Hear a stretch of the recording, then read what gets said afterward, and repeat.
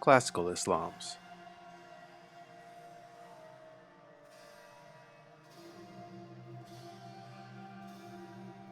Can you answer the following questions from last time? How did Muhammad's Ummah transform into the caliphates? And how did the caliphates transform into empires?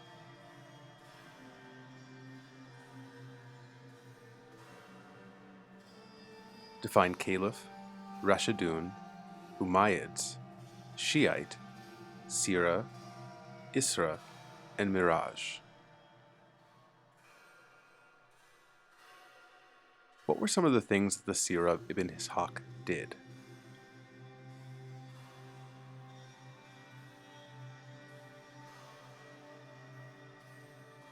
Part 1.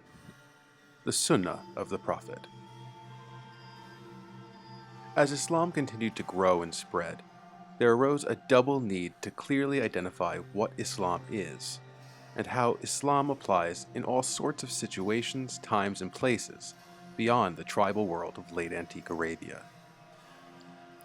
The message of God contained in the Quran had a very particular audience in mind: Arabic speakers in the 7th century who were born pagan, Jewish, or Christian. But now, people were identifying themselves exclusively as Muslims, submitters to God, adherents of Islam. The Ummah wasn't a tribal confederation anymore, but a worldwide community of all sorts of people who identified themselves as Muslims. People from Spain to the Sahara, to Central Asia to India, identified as Muslims, and so the Quran had to speak to them, even though most of them didn't understand Arabic, and none lived in 7th century Arabia. And as we saw last time, one of the major ways early Muslims could deal with this issue was by turning to Muhammad as a point of shared allegiance. The authors of the Siras, people like Ibn Ishaq, framed Muhammad as the dividing line between Muslims and other monotheists like Jews and Christians.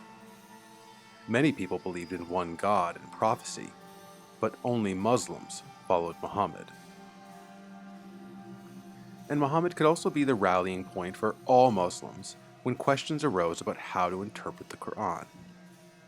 If there was a passage or teaching in the Quran which wasn't clear outside of its original historical context, literatures about Muhammad could help you understand that context, and therefore understand the Quran. Muhammad's own life could be the key to properly interpreting God's message, the Quran. So, if you need to know about God, and God is best known through his revelation, the Quran, then you need to understand Muhammad's reading of the Quran. Muhammad was critical. This seems a little odd to us today, because, to us, there's such an obvious relationship between Muhammad and Islam. But remember that the Quran didn't give us too much biography about Muhammad. And there's also a fear in the Quran about making too much of prophets, as Christians had done to Jesus.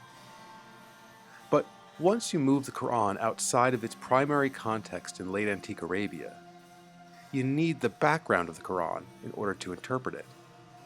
You need Muhammad.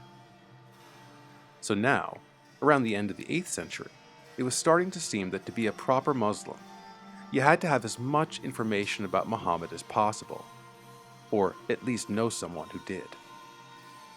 So people would read the Siras, the historical biographies of Muhammad, and those would help.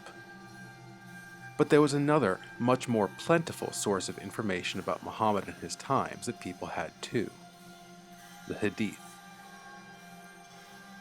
A Hadith just means an anecdote, a short blurb about something someone once said or did, usually implying what Muhammad said or did. Although, strictly speaking, a Hadith can be an anecdote of any early Muslim considered authoritative. Although there was a little biographical information about Muhammad in the Quran, and there was plenty more in the Sira books, most of what most Muslims knew about him was in the form of hadiths, passing things people said about Muhammad, stories of his life, explanations of Quranic verses, sayings and sermons. Things like this: the rewards of deeds depend upon intention. and everyone will get rewarded according to what he intended. So whoever migrated for worldly benefit, or for a woman to marry, then his migration is what he migrated for. So God only judges people by what they intend to do, presumably meaning God won't hold you accountable if you try your best and fail, and neither will reward you for doing something good for a selfish reason. And so some people started to collect hadiths like this one in written forms, collections of hadith, organized by topic. The collector would travel from town to town, city to city, and ask people what they had heard about Muhammad. But the collectors wouldn't just trust everything that they heard. Naturally, a great deal of these hadiths were just legendary materials that someone had mistakenly attributed to Muhammad. Or they were outright lies. Or they were confusions, or misremembrances of events from long ago. So, to figure out what Muhammad actually said and did, the collectors of the hadiths would ask people where they heard the hadith from. What was their source of information? Did you hear this from someone trustworthy? Honest? And then, the hadith collector would ask what was the source of this source. Did your trustworthy informant hear this hadith from a trustworthy informant in turn? And so the hadith collectors weren't just writing down whatever so-and-so said that Muhammad supposedly said. They were writing down the sources of the information. These took the form of long lists of transmission, chains of oral conversations where one hadith passed from parent to child or friend to friend or teacher to student over the generations until finally the hadith could, ideally, be traced back to someone who knew Muhammad himself centuries before. The hadiths could, in theory, be fact-checked for accuracy. Here's that hadith about good intentions again. If you look this hadith up in a written collection, it would be preceded with this. Al-Humaydi Abdullah ibn az-Zubair said that Sufyan said, that Yahya ibn Sa'id al-Ansari said, that Muhammad ibn Ibrahim at-Taymi said and reported, that Aqama ibn Waqas heard, that Umar ibn al-Khattab, God have mercy on him, heard, that I heard the messenger of God, peace and blessings of God on him, saying, the rewards of deeds depend upon intention, and everyone will get rewarded according to what he intended. So the person who wrote this hadith down, in this case a scholar named al-Bukhari, heard this from al-Humaydi Abdullah ibn az-Zubair, who died in 834. And he heard this from Sufyan, who died in 815. And so the chain of transmission goes on until the hadith is traced backwards in time to Umar ibn al-Khattab, who was one of the Rashidun caliphs we met last time. Umar knew Muhammad personally, and so he is the source of this hadith.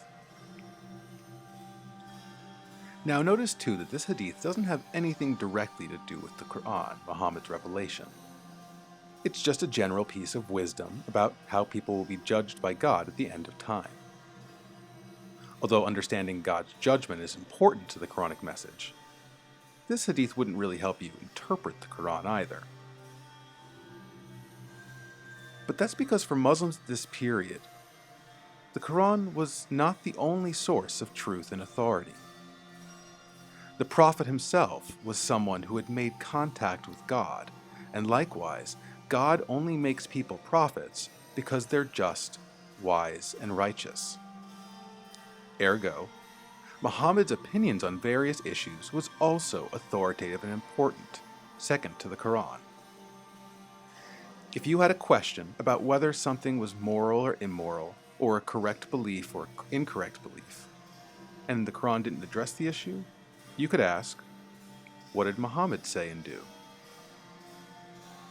Because Muhammad had been an especially virtuous person, and he also knew the Quran's meaning better than anyone, the way that he did and understood things was bound to be correct. And therefore, it was wise for a Muslim to follow Muhammad's Sunnah, his precedent. Muhammad's Sunnah just means an example set by Muhammad, how he lived, spoke, and understood the world. If you are a Muslim and you aren't sure what to do in a situation, you can ask the Quran. But if the Quran doesn't really answer the question, you can say, what is the Sunnah of the Prophet? How would Muhammad react to this question or this problem? And as you can imagine, there are quite a lot of different issues of practice and morality that someone could have that the Quran doesn't expressly address. And so, the collection of anecdotes of Muhammad, the things that tell you his Sunnah, the Hadith collections, grew quite voluminous. Hundreds of thousands of such hadiths of varying levels of historical accuracy were collected, addressing issues across the spectrum of human experience. How did Muhammad explain God in the Quran? How did Muhammad treat people? How did Muhammad pray? How did Muhammad deal with commerce, interest, and trade? What kinds of foods did Muhammad eat or avoid? How did Muhammad dress or wear his hair? How did he use the restroom? How did he bury the dead? Whatever issue a Muslim could face, there would hopefully be hadiths that showed you Muhammad's Sunnah. Part 2. God's Way and Human Understanding.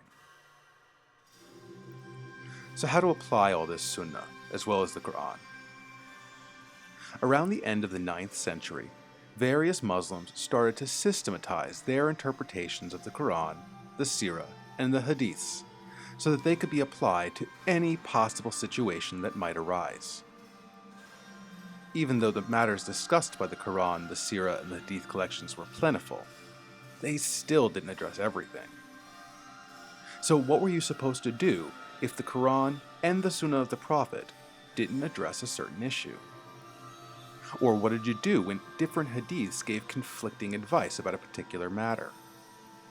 Or even, what did you do when the Quran seemed to say one thing, while the Sunnah of the Prophet seemed to say something else?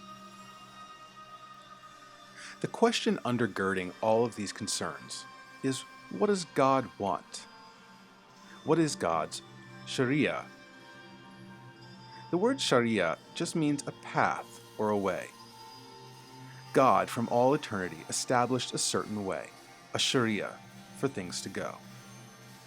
How the universe works, how people are supposed to act. And people don't always know what God's Sharia is. Sure, the Quran and the Sunnah can explain certain parts of God's Sharia, but there are many important matters that either aren't mentioned in the Quran or in the Sunnah, or just aren't made clear by those sources alone. Therefore, people needed to develop systematic methods for using the Quran and the Sunnah that would clarify obscure matters, rectify apparent contradictions, and explain God's Sharia on issues that don't appear in the revealed or prophetic sources. These methods are called fiqh. The word fiqh literally just means understanding, but it refers specifically to how a human is to understand the Quran and the Sunnah in order to reveal God's Sharia, the way God wants things to work. By the by, Sharia is another of these words that's passed into modern English, even in non-Islamic circles, usually in the distinctly English construction, Sharia law. Just so you know, from an Islamic standpoint, Sharia law is an odd phrase. First, Sharia is a much bigger category than law. It includes things like personal etiquette, rituals, and social customs, things that aren't legally enforced even by the most puritanical of Islamic governments. Vice versa, Islamic governments can issue laws that they don't necessarily consider Sharia. In fact, there are very few Islamic nations that would even claim to be trying to implement Sharia legally. There are 50 countries in the world today that have a Muslim majority. And of those 50, only 12 try to implement Sharia legally. And all 12 of these have very different readings of it anyway. Yet all pious Muslims everywhere claim to be following Sharia, whether they believe it has legal authority or not, and whether or not they even think it should have legal authority. So for instance, an American Muslim woman today could decide to wear a hijab, a veil, because she thinks veiling is Sharia. And another American Muslim can likewise not wear a hijab, and she can also claim that this is Sharia. Now obviously these points of view are diametrically opposed, but neither does either woman necessarily think that what she's doing should or should not be legal. Remember that strictly speaking, Sharia is something found in the mind of God, and it isn't always obvious, and sometimes it's not even knowable. So when you hear non-Muslims talking about Sharia law, what they're really talking about is governmentally sponsored schools of fiqh. And there are many different schools of fiqh who interpret the Sharia differently, and they're often at odds with each other on important issues. But just for simplicity's sake, let's begin on what they all agree on. Issues that the Quran and the Sunnah are quite clear about are issues of general matters of Islamic practice. The most famous of these, but hardly the only ones, are the so-called 5 pillars of Islam. There is the first, that one must say the Shahada, the testifying to the truth of Islam. The Shahada is the statement, there is no God but God, and Muhammad is God's messenger. This is what one must say in order to be considered a Muslim at all. Usually Muslims say this formula in prayer, and for someone to convert to Islam, the Shahada must be said deliberately and with full understanding in front of witnesses. Next, the Muslim must pray, give alms, fast during the holy month of Ramadan, and go on the Hajj to Mecca at least once in your lifetime. This exact list of 5 pillars never appears in the Quran, although the Quran repeatedly mentions each item on this list of 5. This list of 5 pillars does appear in the Hadith though, so all of the different schools of fiqh can safely argue that the 5 pillars are the Prophet's own Sunnah, his precedent, and therefore reflect God's Sharia. But fiqh, human understanding of God's Sharia, kicks in when someone asks how to practice these 5 pillars. For example, the Quran many times says that people are supposed to pray, and it also gives formulas for what they're supposed to say when they pray. But the Quran never says how often to pray, or when to say which Quranic prayers. And so a human who's learned in the Quran and the Sunnah has to investigate this matter and look for further instructions to solve the issue. All the schools of fiqh, however, concluded that a Muslim is to pray 5 times a day, at particular times during the day, and facing the Kaaba in Mecca, wherever on earth the given Muslim is. But other issues of fiqh get a bit more complicated. For instance, what position should your body be in while you're saying your daily prayers? Can you say them anywhere, or only in certain places, like specially designed mosques, places of prostration? Is one location better than another? Does it matter if you say your prayers alone or with other people? At what exact times should you say the 5 daily prayers? Should men and women pray together or separately? Do children have to pray? How old does a child have to be before she starts praying? How do you say your prayers if you're not able to bow or kneel or stand up or speak? In what circumstances is it allowable to miss a prayer? In some of these matters, the schools of fiqh all agree, but in others they don't. And the same is true for the intricacies of the other pillars as well. Alms seems easy enough. You should give money and other forms of charity to those in need. But then you have to ask, how much does one give? Do you have to give cash?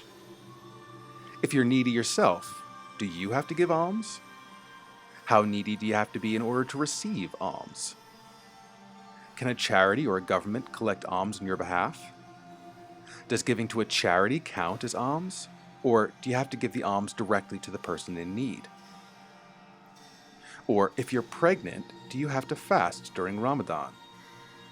What about if you're sick? How sick do you have to be to not fast? Is it okay to not go on the Hajj if you have other obligations? What kind of obligations count? Is one's Hajj valid if you die on the way to Mecca? Disregarding all these variations on how each pillar is interpreted, no school of fiqh has ever denied their validity as God's Sharia. And notice too that these are all practices. Even the Shahada, the testimony of one's belief, is very general, and it's presented as a practice. Not so much what one believes, but what one says. This highlighting of practice over belief is quite standard across all the schools of fiqh, not just regarding the 5 pillars of Islam. Fiqh is much more significantly concerned with behavior and ritual than your interior life, like your personal beliefs. Although there have been some disagreements over orthodoxy in Islamic history, on the whole, fiqh and disagreements over what Sharia is have overwhelmingly been about practice, not your thoughts.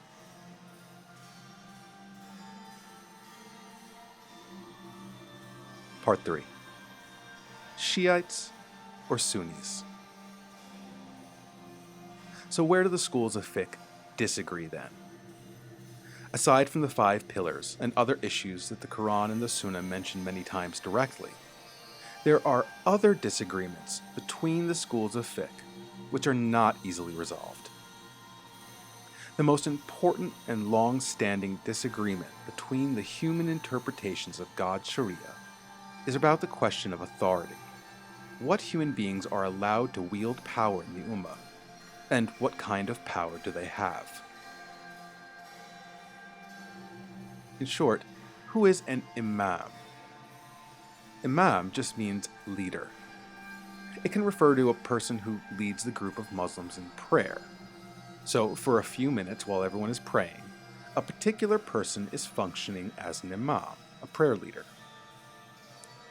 An imam can also refer to a professional custodian of a certain mosque, not only who leads the prayers there often, but also serves a pastoral role and receives a paycheck for their services. Or, an imam could refer to any noteworthy teacher who's known for having an especially important understanding of the Quran, the Sunnah, or the Sharia. But for Shiites, the party of Ali and his descendants, there's a much more specific people who are imams. Remember that immediately following Muhammad's death, a debate broke out regarding who should wield political control of the early Ummah, who should be the caliph. The Shiites supported Ali, and eventually he would become the 4th and last of the Rashidun caliphs. But it wasn't just Ali that the Shiites backed. Ali's children by Fatima, Muhammad's daughter, were therefore Muhammad's own grandsons. They should be the caliphs, as they were Muhammad's own descendants. Ali and Muhammad's direct descendants were the true imams of the Ummah. They should hold authority. They are the imams. They were the people of the house, meaning the house of Muhammad, his lineage of descendants through Ali and Fatima. The Shiites claimed, and still claim, true authority belongs to the people of the house. At first, this was just a political claim about the caliphate. But as the centuries passed, the people of the house were attributed with particular insight into the Quran and what it meant. The Imams weren't prophets. Because they were Muslims, the Shiites thought there were no more prophets. But God had given the people of Muhammad's house a unique ability to understand the Quran perfectly. God had not only blessed Muhammad with prophecy, but he had blessed his family with miraculous and infallible virtue and insight, with a number of the Prophet's descendants functioning as Imams in turn. Therefore, along with the Hadith of Muhammad, Shiite Hadith collections also include the Hadiths of these Imams from the people of the house. And stories about the various Imams are quite common too. An Imam can give authoritative opinions on how to interpret God's Sharia, and so the Shiites have their own school of fiqh, their own interpretation of God's way. Who exactly counts as one of these Imams is debated. Most Shiites are Twelvers, meaning that they think there are 12 Imams, starting with Ali and continuing on to the end of the 9th century. There are populations of Twelver Shiites in many places, but they are especially well represented in the so-called Shiite Crescent, which includes Persia, today's Iran, eastern Iraq, and certain parts of Lebanon and Syria. Other, smaller Shiite communities disagree with the Twelvers, and they think there are different numbers of Imams. The Zaydi Shiites, today found mostly in Yemen, argue that there are only 5 of these Imams. The Nizari Ismailis, found primarily in the subcontinent in Afghanistan, believe that the line of Imams never ended. There's still an Imam today, in the form of the 4th Aga Khan, Prince Shah Karim al-Husseini. For these Ismailis, the Aga Khan is the 49th Imam. Shiites of all of these kinds, and a few others, account for about 15% of Muslims on earth today. Shiites have always been in the minority, but neither should we view them as hermetically sealed away from other forms of Islam, whether in the classical period or now. Plenty of non-Shiite Muslims also have a special reverence for Muhammad's family, and across Islamic history, non-Shiites attributed certain teachers, caliphs, and mystics with supernatural gifts. But for most non-Shiites, there is no absolute human authority besides Muhammad's own. The majority of Muslims do not interpret Muhammad's descendants as the Shiites do, even if they agree with the Shiites that these are remarkable people. Non-Shiites instead argued that only Muhammad had absolute authority regarding Quranic interpretation, and only his Sunnah was infallible. Therefore, because they give unique priority to Muhammad's Sunnah, they are called Sunnis, the people of the Sunnah. This title can be a little misleading, though. First, all Muslims would presumably claim to follow the Prophet's Sunnah, including Shiites.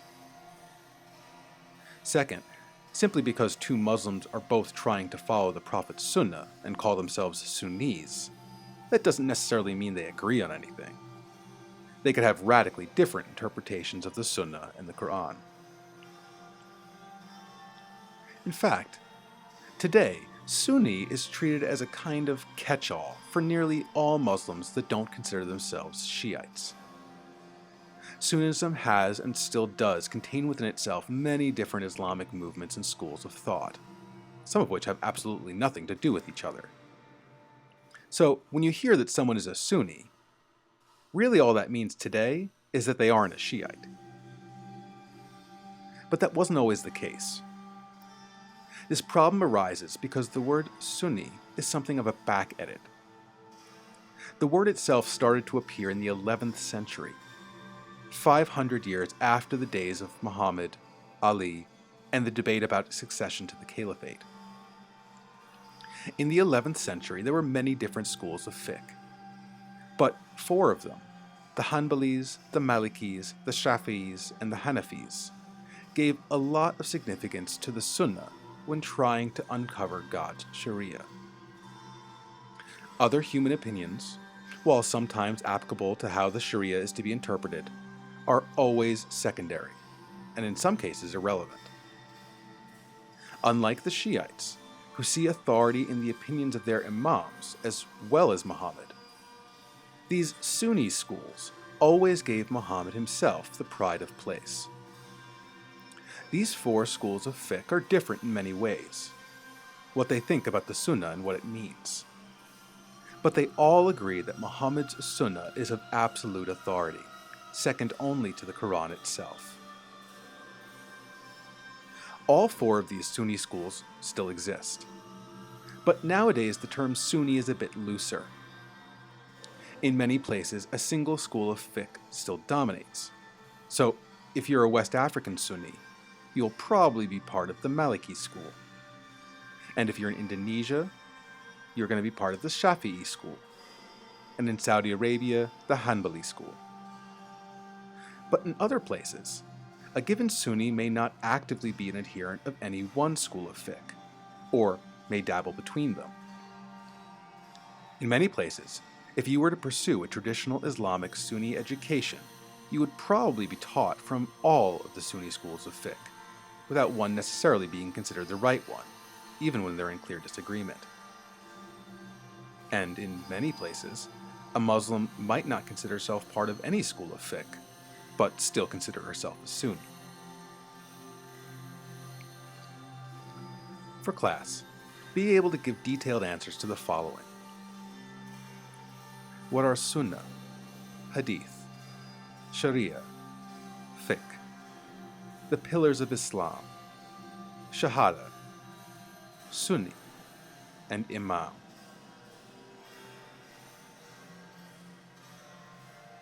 How did the Hadith collections come about?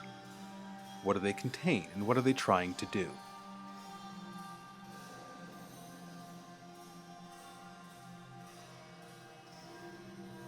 What do Sunnis and Shiites agree on?